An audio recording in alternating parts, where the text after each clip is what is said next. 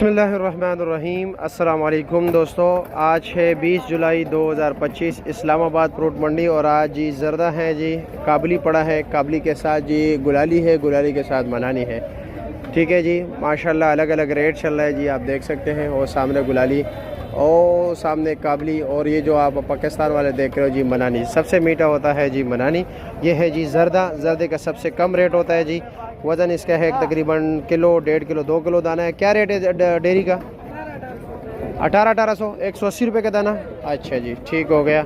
और ये है, ये भी तकरीबन किलो का दाना है। ये भी जर्दा है जी, ठीक है। ये देख रहे हो, ये भी जर्दा है, वो भी जर्दा है जी।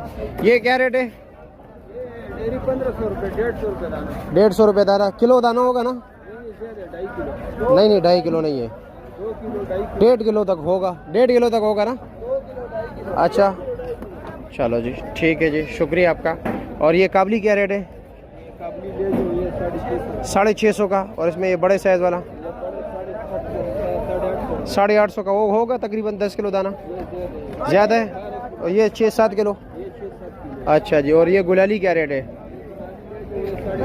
550 वज़न 7 किलो है। और ये मनानी